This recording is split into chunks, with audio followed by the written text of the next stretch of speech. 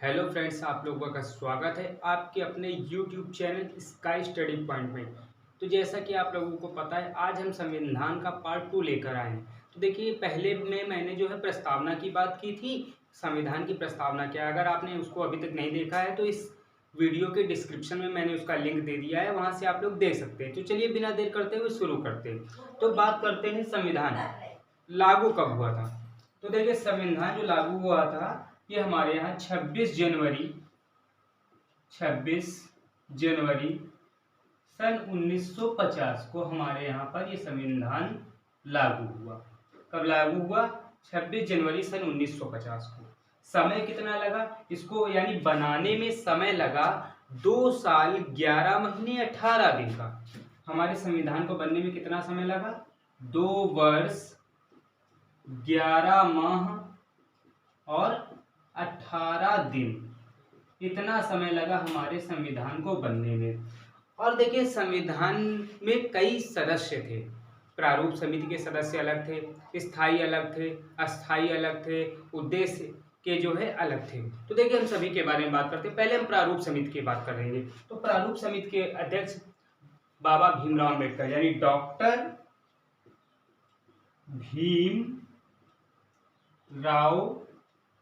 अम्बेडकर। इसके बाद हम बात करेंगे स्थायी सभा के अध्यक्ष। तो देखिए, स्थायी सभा के अध्यक्ष थे डॉक्टर राजेंद्र प्रसाद। डॉक्टर राजेंद्र प्रसाद। फिर देखिएगा, इसके बाद अस्थायी सभा के अध्यक्ष, तो ये थे डॉक्टर सच्चिदानंद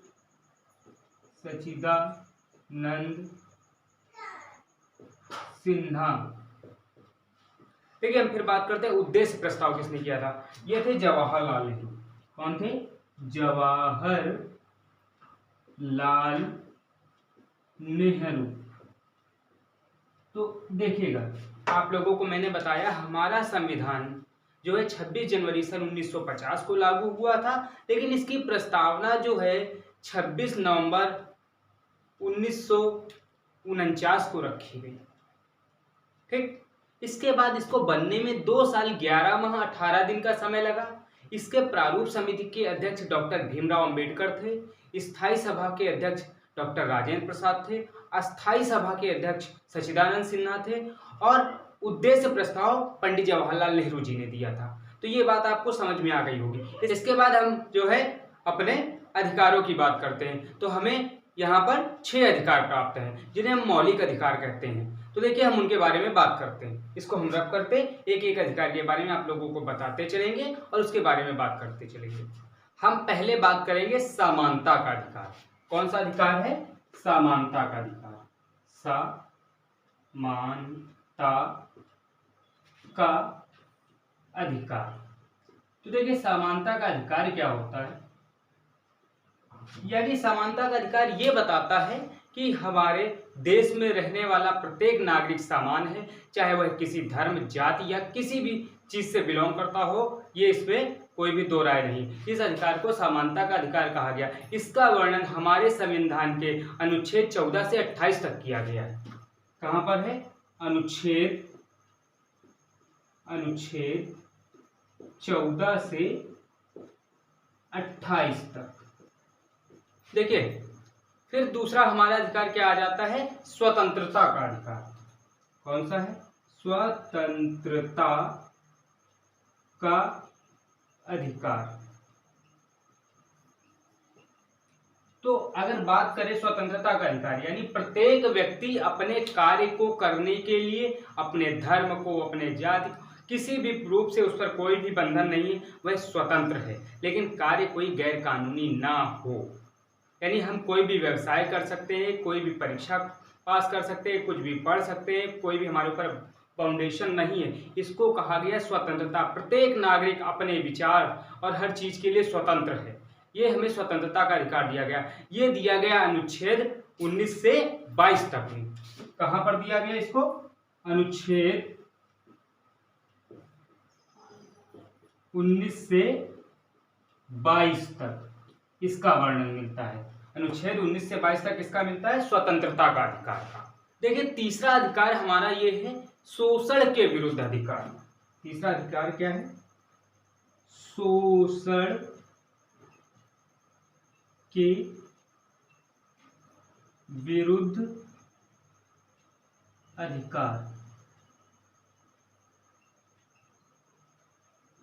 ध्यान देंगे, शोषण के विरुद्ध अधिकार। यदि कोई उच्च वर्ग का व्यक्ति निम्न वर्ग का शोषण करे, या अपर कास्ट का व्यक्ति निम्न कास्ट का शोषण करे, या कोई धनवान कम पैसे वाले का शोषण करे, तो ये हमारे भारत देश में किसी को अधिकार नहीं है। इसका वर्णन हमारे जो संविधान है उसके अनुच्छेद 23 और 24 में मिलता है।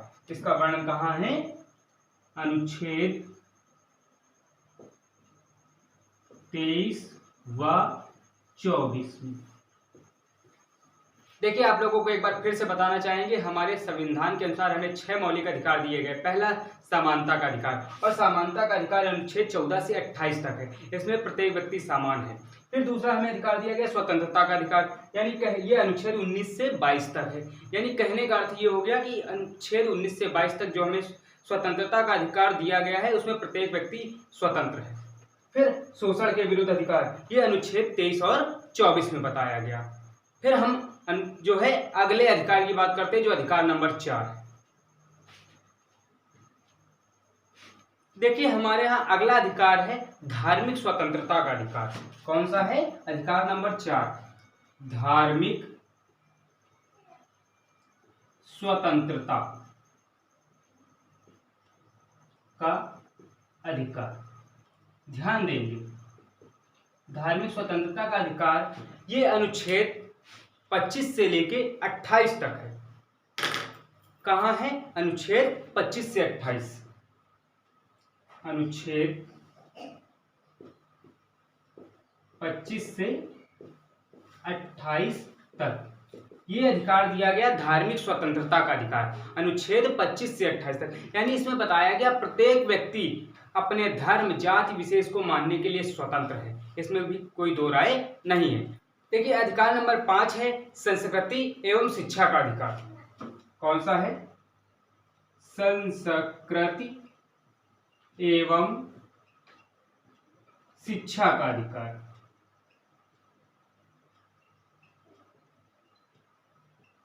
ये हमारे संविधान में वर्णित 5वां अधिकार है। अनुच्छेद 29 हमें यह बताती है प्रत्येक व्यक्ति अपनी संस्कृति और शिक्षा का अधिकार रखता है। वो जिस प्रकार की संस्कृति ग्रहण करना चाहे कर सकता है, और जिस प्रकार की शिक्षा को ग्रहण करना चाहे कर सकता है। अनुच्छेद कौन से किसमें बताया गया?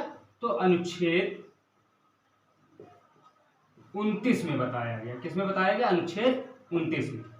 तो देखिए अधिकार नंबर 6 जो है संवैधानिक उपचारों का अधिकार है। क्या है? संवैधानिक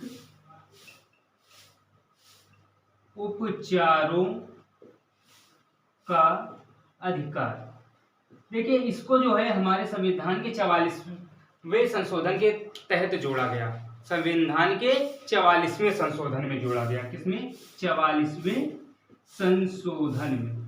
ध्यान दें, तो हमने आप लोगों को 6 मौलिक अधिकार बताए। ये मौलिक अधिकार हमारे अधिकारों से हैं। अब हम जो अगला वीडियो लेकर आएंगे आप लोगों के लिए, हम उसमें जो है आपके 10 कर्तव्यों के बारे में बताएंगे। तो आशा करते हैं आप लोगों को हमारा वीडियो अच्छा लगेगा। तो आप अगर हमारे चैनल पर नए हैं तो हमारे चैनल को सब्सक्राइब कर दीजिए। अगर आपने सब्सक्राइब कर रखा है तो इसको शेयर कीजिए, ताकि ज़्यादा से ज़्यादा लोगों को उनके अधिकारों के बारे में जानकारी मिले। बाकी परीक्षा की दृष्टि से तो इम्पोर्टेंट है ही। धन्यवाद।